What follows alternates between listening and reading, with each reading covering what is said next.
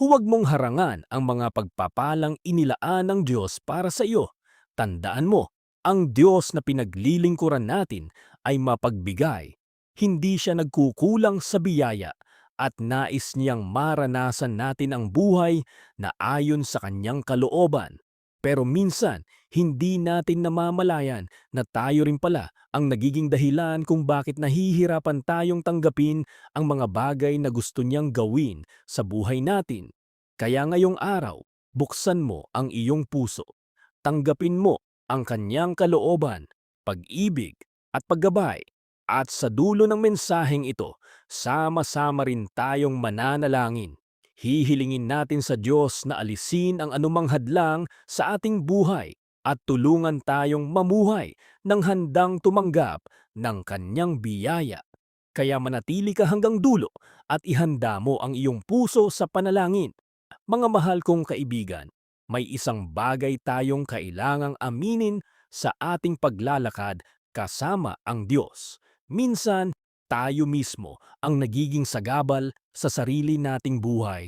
May mga pagkakataong nagtatanong tayo, Panginoon, bakit parang tahimik ka? Bakit parang walang nangyayari? Naririnig mo pa ba ako? Nananalangin tayo, naghihintay tayo, umaasa tayo kahit sa maliit na senyales na magsasabing narinig tayo ng Diyos. At kapag matagal ang sagot, kung ano-ano na ang pumapasok sa isip natin, may nagawa ba akong mali? Pinabayaan na ba ako ng Diyos? Pero hindi porket tahimik, ang Diyos ay wala na siyang ginagawa. Patuloy ang kanyang biyaya, patuloy ang kanyang pag-ibig, at patuloy siyang kumikilos kahit may mga pagkakataong hindi natin agad nakikita o naiintindihan ang ginagawa niya. Ang problema, minsan may mga bagay sa puso at buhay natin na kailangan muna nating harapin. Maaaring sama ng loob na matagal na nating kinikimkim. Maaaring takot at pagdududa. Maaaring alam na natin kung ano ang tama, pero ayaw pa rin nating gawin.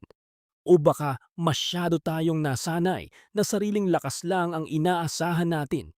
Hindi natin palaging napapansin ang mga ito dahil naging normal na silang bahagi ng buhay natin. Kaya ngayong araw, pag-usapan natin ang 5 bagay na maaring nagiging hadlang sa ating paglakad kasama ang Diyos at kung paano natin hahayaang baguhin niya ang ating puso. Una, hindi pagpapatawad at pagkikimkim ng sama ng loob. May mga sugat na kahit matagal nang nangyari, masakit pa ring balikan. Maaaring pinagtaksilan ka ng taong pinagkatiwalaan mo. Maaaring may kapamilyang nagsalita ng bagay na hanggang ngayon dala-dala mo pa rin. O baka may taong humingi na ng tawad pero sa tuwing naaalala mo ang ginawa niya, bumabalik pa rin ang galit. Ganyan kabigat ang sama ng loob habang mas matagal natin itong kinikimkim, mas tayo mismo ang napapagod. Malinaw ang sinabi ni Jesus sa Mateo 6:14, kung pinatatawad natin ang mga nagkakasala sa atin, patatawarin din tayo ng ating Ama sa langit. Simple itong pakinggan, pero alam nating hindi palaging madaling gawin. May mga sakit na hindi basta nawawala dahil lang sinabi nating pinapatawad na kita. Pero ang pagpapatawad ay isang desisyon, desisyong hindi nahayaang kontrolin ng ginawa sa atin ang natitirang bahagi ng buhay natin. Tingnan natin sina Jacob at Esau. Maraming dahilan si Esau para magalit kay Jacob. Nilinlang siya ng sarili niyang kapatid at nawala sa kanya ang pagpapalang inaasahan niyang matatanggap bilang panganay. Sobrang lalim ng galit ni Esau na dumating pa sa puntong gusto niyang patayin si Jacob. Dahil dito, matagal silang nagkahiwalay. Pero nang dumating ang araw na muli silang nagkita, ibang Esau na ang humarap kay Jacob. Sa Genesis 33:4, mababasa natin na tumakbo si Esau papunta kay Jacob, niyakap siya at pareho silang umiyak. Isipin mo iyon, matapos ang maraming taon ng galit, sakit at pagkakalayo, pinili ni Esau na yakapin ang kapatid na minsang naging dahilan ng kanyang matinding sama ng loob. ganyan kalakas ang pagpapatawad. Hindi nito binabago ang nakaraan. Hindi rin ibig sabihin na tama ang ginawa sa iyo. Ang ibig sabihin nito ay ayaw mo nang manatiling bilanggo ng nangyari. Kapag nagpapatawad tayo, hindi natin sinasabing walang problema ang ginawa mo. Ang sinasabi natin ay, hindi ko nahahayaang dalhin ko ang galit na ito habang buhay. Ipinauubaya ko na sa Diyos ang hustisya. Dahil ang totoo, kapag patuloy nating kinikimkim ang galit, tayo rin ang nasaktan. Naaapektuhan ang kapayapaan natin, naaapektuhan ang pakikitungo natin sa ibang tao. At kung minsan, pati ang relasyon natin sa Diyos ay nadadala ng sakit na ayaw nating bitawan. Kaya sa tuwing nananalangin tayo ng patawarin mo kami sa aming mga sala, gaya ng pagpapatawad namin sa mga nagkakasala sa amin, pinapaalala rin natin sa sarili natin na ang taong tumanggap ng awa ng Diyos ay tinatawag ding magbigay ng awa sa iba. Baka ngayong araw, may pangalan kang biglang naalala. May taong hanggang ngayon ay hindi mo pa rin kayang patawarin. Hindi mo kailangang magkunwaring hindi ka nasaktan. Pero maaari mong sabihin, Panginoon, hindi ko kayang gawin ito ng mag-isa. Tulungan mo akong magpatawad. At doon maaaring magsimula ang tunay na paggaling. Ikalawa, pagdududa at kakulangan ng pananampalataya. Natural lang magkaroon ng mga tanong. Kahit ang taong matagal nang nananampalataya ay may mga panahong nagtatanong, Panginoon, sigurado ka bang may plano ka rito? Paano kung hindi mangyari ang ipinagdarasal ko? Paano kung hindi ko kayanin? Hindi problema ang pagkakaroon ng tanong. Ang problema ay kapag hinayaan nating ang takot at pagdududa na ang magdesisyon para sa atin. Naalala mo nang tawagin ni Jesus si Pedro para lumakad sa ibabaw ng tubig? Noong nakatingin si Pedro kay Jesus, nagawa niyang humakbang sa lugar na imposibleng lakaran ng tao. Pero nang mapansin niya ang lakas ng hangin at ang mga alon sa paligid niya, natakot siya. At doon siya nagsimulang lumubog. Ganyan din tayo minsan. Kapag nakatingin tayo sa Diyos, may lakas tayong humakbang. Pero kapag puro problema na lang ang nakikita natin, bayarin, problema sa pamilya, trabaho, kinabukasan o bagay na wala tayong kontrol, unti-unting napapalitan ng takot ang pananampalataya. Sabi sa Santiago 1:6, humingi tayo ng may pananampalataya at huwag mag-alinlangan, sapagkat ang taong nag-aalinlangan ay parang alon sa dagat na tinatangay kung saan-saan ng hangin. Hindi ibig sabihin nito na bawal kang matakot. Ang pananampalataya ay hindi kawalan ng takot. Ang pananampalataya ay pagpiling magtiwala sa Diyos kahit natatakot ka. Sabi naman sa Hebreo 11:1, ang pananampalataya ay katiyakan sa mga bagay na ating inaasahan at paninindigan tungkol sa mga bagay na hindi pa natin nakikita. Maraming bagay ang hindi pa natin nakikita ngayon. Hindi mo pa nakikita kung paano maayos ang problema mo. Hindi mo pa alam kung kailan darating ang sagot. Hindi mo pa alam kung saan ka dadalhin ng susunod na taon. Pero hindi ibig sabihin na wala nang ginagawa ang Diyos. Sa Hukom Kabanata 4 at 5, makikita natin ang kwento ni Barak. Sa pamamagitan ni Deborah, sinabi sa kanya ng Diyos na pangunahan ang hukbo laban sa kanilang kaaway. Pero nag-alinlangan si Barak. Sinabi niyang pupunta lamang siya kung sasama si Deborah. Dahil dito, sinabi ni Deborah na ang karangalan sa pagkatalo ng pinuno ng kanilang kaaway ay mapupunta sa isang babae. At iyon nga ang nangyari sa pamamagitan ni Jael. May aral dito para sa atin. Kapag lagi nating hinihintay na mawala muna ang lahat ng takot bago tayo sumunod sa Diyos, baka hindi tayo makakilos.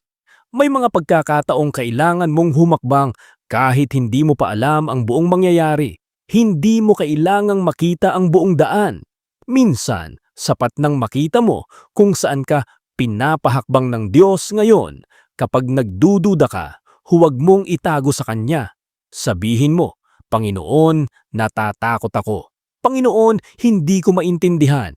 Panginoon, nahihirapan akong maniwala.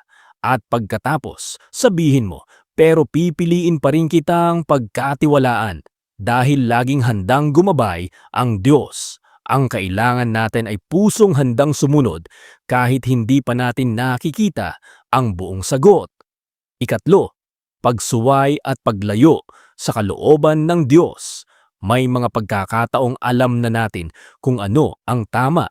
Alam nating kailangan nating humingi ng tawad. Alam nating kailangan nating iwan ang isang maling gawain. Alam nating may relasyon o ugaling unti-unting inilalayo tayo sa Diyos. Pero dahil mahirap gawin ang tama, minsan pinipili nating ipagpaliban. Sa susunod na lang, kapag ready na ako, kapag mas madali na ang sitwasyon, hanggang sa hindi natin namamalayan, napakalayo na pala natin sa lugar kung saan tayo unang tinawag ng Diyos. Ganito ang nangyari kay Haring Saul. Sa unang Samuel 15, binigyan siya ng Diyos ng malinaw na utos tungkol sa mga Amalekita. Pero hindi lubos na sumunod si Saul. Pinili niyang buhayin si Haring Agag at itabi ang ilan sa pinakamagagandang hayop. At nang tanungin siya tungkol dito, sinabi niyang ihahandog naman ang mga hayop sa Diyos. Sa unang tingin, parang maganda pa nga ang dahilan para naman sa Diyos. Pero iyon mismo ang problema. Pinalitan ni Saul ang malinaw na utos ng Diyos ng sarili niyang ideya kung ano ang mas mabuti. Kaya sinabi ni Samuel sa unang Samuel 15, 22 na, ang pagsunod ay higit na mabuti kaysa handog. May malaking aral dito. Hindi natin kailangang ayusin ang utos ng Diyos para umayon sa gusto natin. Kapag malinaw sa atin kung ano ang tama, ang kailangan ay pagsunod. Hindi dahil gusto tayong kontrolin ng Diyos, kundi dahil nakikita niya ang mga bagay na hindi natin nakikita. Parang magulang na nagsasabing, huwag kang dadaan diyan. Baka para sa bata, parang pinagbabawalan lang siya. Pero nakikita ng magulang ang panganib na hindi pa nakikita ng anak. Ganoon din tayo sa Diyos. May mga pagkakataong hindi natin naiintindihan kung bakit hindi ang sagot niya. Hindi natin naiintindihan kung bakit kailangan nating maghintay. Hindi natin naiintindihan kung bakit kailangan nating bitawan ang isang bagay na gusto natin. Pero darating ang panahon na maiintindihan natin kung bakit tayo pinigilan o inilayo ng Diyos. Kaya ugaliing bumalik sa kanyang salita. Manalangin bago gumawa ng malalaking desisyon. At kapag malinaw na sa iyo kung ano ang tama, huwag mong hintaying maging komportable muna bago sumunod. Minsan, nauuna ang pagsunod bago natin makita kung bakit iyon ang tamang desisyon. Ikaapat, pride at sobrang pag-asa sa sariling kakayahan. May mga taong nahihirapang magsabi ng, kailangan ko ng tulong. May mga taong kahit pagod na, sasabihin pa rin, kaya ko to. Kahit hindi na alam ang gagawin, ako na bahala. Walang masama sa pagiging responsable at pagsisikap. Pero nagiging problema ito kapag dumating tayo sa puntong parang hindi na natin kailangan ang Diyos. Kapag lahat ng desisyon ay sarili nating isip. Kapag lumalapit lang tayo sa Diyos, kapag wala na talaga tayong ibang paraan. Sabi sa Kawikaan 16, 18, ang pagmamataas ay nauuna sa kapahamakan at ang mapagmataas na espiritu ay nauuna sa pagbagsak. Makikita natin ito sa buhay ni Haring Uzzias sa ikalawang Kronika 26. Naging hari siya sa murang edad at sa loob ng maraming taon ay naging matagumpay siya habang hinahanap niya ang Diyos. Lumakas ang kanyang kaharian, dumami ang kanyang tagumpay. Pero habang lalo siyang naging makapangyarihan, unti-unti ring lumaki ang tingin niya sa sarili. Dumating sa puntong pumasok siya sa templo para magsunog ng insenso, isang tungkuling nakalaan sa mga pari. Sinubukan siyang pigilan. Pero sa halip na makinig, nagalit siya. Ang taong dating umaasa sa Diyos ay dumating sa puntong inakala niyang pwede na niyang gawin ang kahit anong gusto niya. At iyon ang naging simula ng kanyang pagbagsak. Minsan, hindi problema ang kabiguan. Minsan, tagumpay ang mas malaking pagsubok. Dahil kapag sunod-sunod ang magandang nangyayari, madaling isipin, dahil magaling ako, dahil matalino ako, dahil ako ang gumawa nito. Nakakalimutan nating ang lakas, pagkakataon, kakayahan, at maging ang buhay natin ay biyaya rin.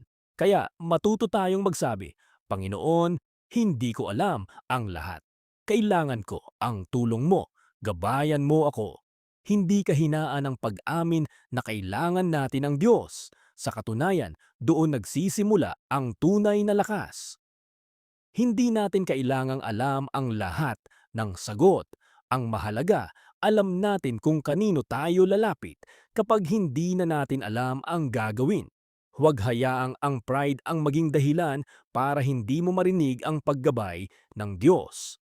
Ikalima, pagpapabaya sa panalangin at pagpupuri. Kadalasan, hindi naman biglaan ang paglayo natin sa Diyos. Nagsisimula lang ito sa maliliit na bagay. Hindi muna ako makakapagdasal ngayon. Pagod ako. Bukas na lang ako magbabasa ng Bible. Marami akong kailangang tapusin. Isang araw lang naman, pero nagiging 2 araw, nagiging 1 linggo, hanggang sa isang araw mapapansin mong matagal ka na palang hindi tunay na nakikipag-usap sa Diyos, hindi dahil galit ka sa Kanya, naging abala ka lang, may trabaho, may kailangang asikasuhin sa bahay, may mga anak o apo na kailangang alagaan, may bayarin, may problemang kailangang solusyonan, at pagkatapos ng buong araw, pagod ka na. Kaya madaling isipin na kapag may natirang oras, saka na lang tayo mananalangin. Pero ang problema, kadalasan, walang natitirang oras. Kailangan natin itong ilaan. Sabi sa Filipos 4:6, huwag tayong mabalisa sa anumang bagay, kundi sa lahat ng pagkakataon ay ilapit natin sa Diyos ang ating mga kahilingan sa pamamagitan ng panalangin na may pasasalamat. Hindi sinabing lumapit lang kapag malaki ang problema. Sa lahat ng bagay, ibig sabihin pwede mong kausapin ang Diyos habang naghahanda ka sa umaga, habang naglalakad, habang tahimik ang bahay, bago matulog. Hindi kailangang mahaba palagi ang panalangin para maging totoo. Minsan, ang simpleng, Panginoon, salamat. Gabayan mo ako ngayon. Hindi ko kaya ito nang wala ka, ay panalangin ng galing sa puso. Tingnan natin si Jonas. Nang tawagin siya ng Diyos na pumunta sa Nineveh, kabaligtaran ang ginawa niya. Tumakas siya. Sumakay siya ng barko papunta sa ibang direksyon. At habang pilit niyang nilalayuan ang ipinapagawa ng Diyos, lalo namang gumulo ang sitwasyon, dumating ang malakas na bagyo. At kalaunan, napunta siya sa loob ng isang malaking isda. Doon, sa lugar na wala na siyang ibang matatakbuhan, nanalangin si Jonas at pinakinggan siya ng Diyos. Napakagandang paalala nito. Kahit gaano ka nakatagal hindi nananalangin, maaari kang bumalik. Kahit pakiramdam mo, napakalayo mo na sa Diyos, maaari kang bumalik. Hindi mo kailangang ayusin muna ang sarili mo bago ka lumapit sa Kanya. Lumapit ka at hayaan mong siya ang magsimulang mag-ayos ng puso mo. At huwag din nating kalimutan ang pagpupuri at pasasalamat. Madali tayong manalangin kapag may kailangan. Panginoon, tulungan mo ako. Panginoon, pagalingin mo ako. Panginoon, bigyan mo ako ng paraan. Pero gaano kadalas tayong humihinto para sabihin, Panginoon, salamat sa araw na ito. Salamat dahil may pagkain kami. Salamat dahil nakauwi ng ligtas ang pamilya ko. Salamat dahil kahit hindi naging madali ang araw, hindi mo ako pinabayaan. Hindi kailangang malaki ang nangyari bago tayo magpasalamat. Ang pusong marunong magpasalamat ay natututong makita ang kabutihan ng Diyos kahit sa maliliit na bagay. Sa awit 67:5-6, makikita natin ang paanyaya na purihin ng lahat ng tao ang Diyos, kasabay ng larawan ng lupang nagbibigay ng ani at ng Diyos na nagbibigay ng kanyang pagpapala. Kaya huwag nating gawing huling bahagi ng araw ang Diyos. Gawin natin siyang bahagi ng buong araw natin. Kausapin siya, pasalamatan siya, purihin siya, at higit sa lahat, manatili tayong malapit sa Kanya. Mga kapatid, habang nagpapatuloy tayo sa buhay, magandang itanong natin sa sarili, may bagay ba akong kinikimkim na kailangan ko ng bitawan? May takot ba akong mas pinaniniwalaan kaysa sa pangako ng Diyos? May alam ba akong ipinapagawa sa akin ng Diyos pero patuloy kong iniiwasan? Masyado ko bang inaasa sa sarili ko ang lahat? O baka sobrang naging abala ko kaya unti-unti ko nang nakakalimutang kausapin ng Diyos?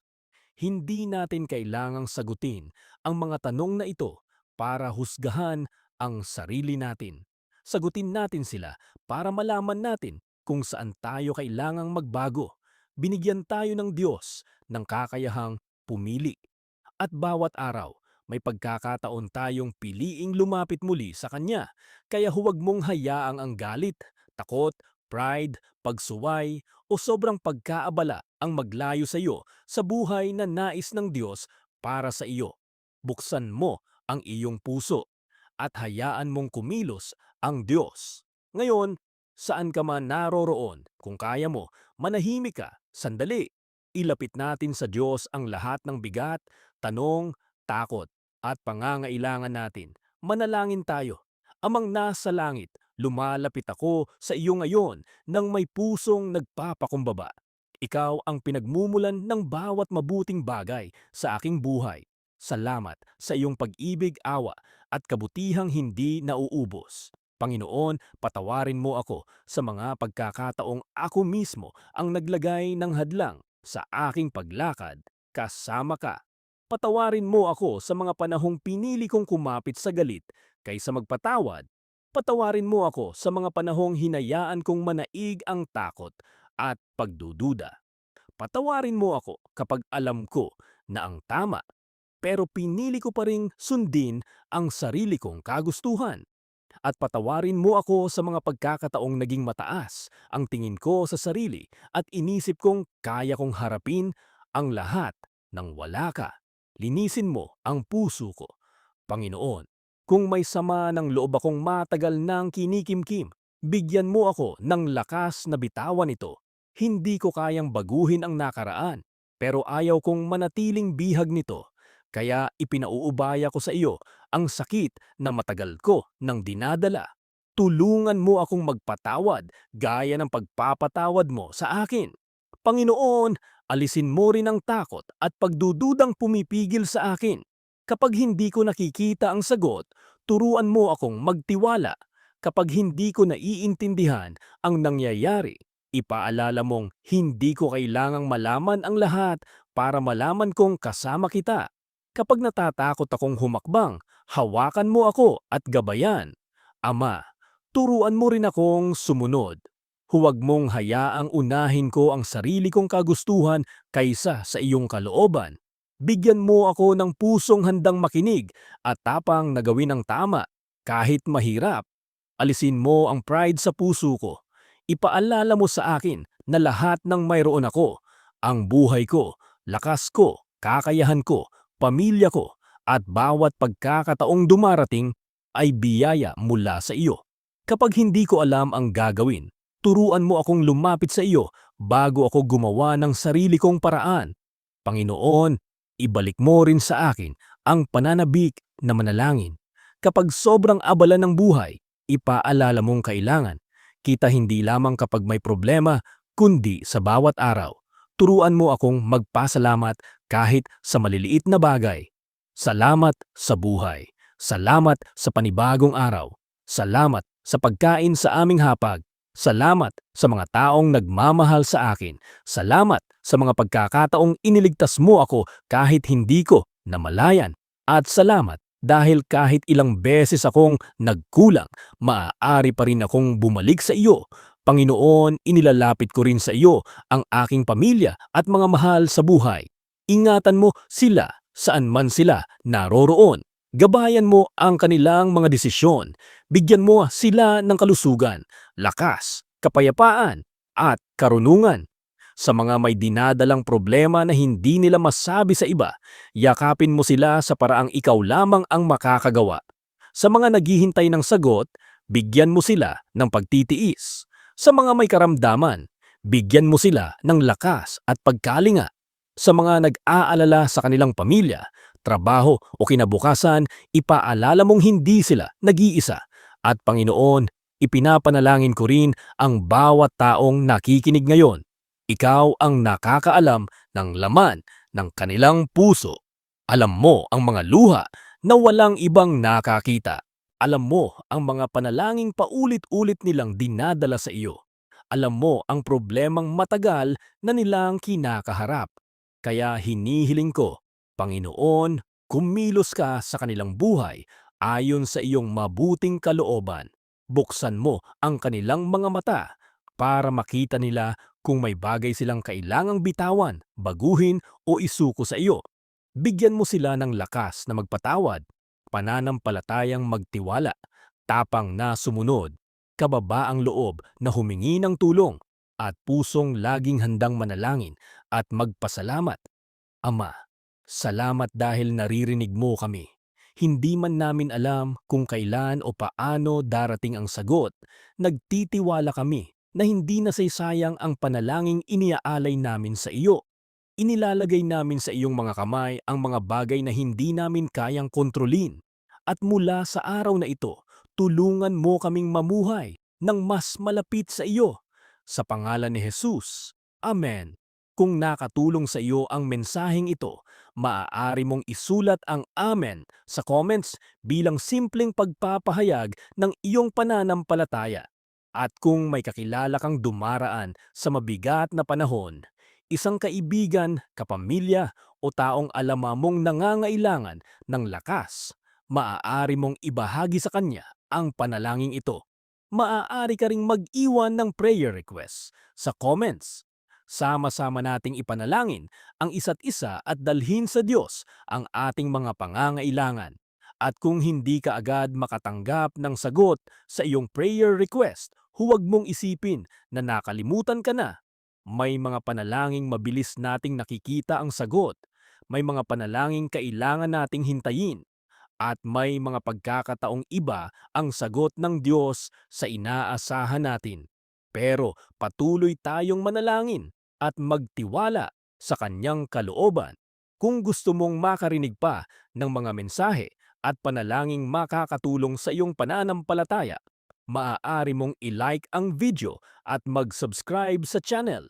Maraming salamat sa bawat taong patuloy na nakikiisa at nananalangin kasama natin. At tandaan mo ito, huwag mong hayaang ang mga bagay na kaya mo namang bitawan ang maging dahilan para hindi ka makalakad ng malaya kasama ang Diyos. Kung may kailangan kang patawarin, simulan mong ipanalangin. Kung natatakot ka, lumapit ka sa Diyos. Kung naligaw ka, bumalik ka.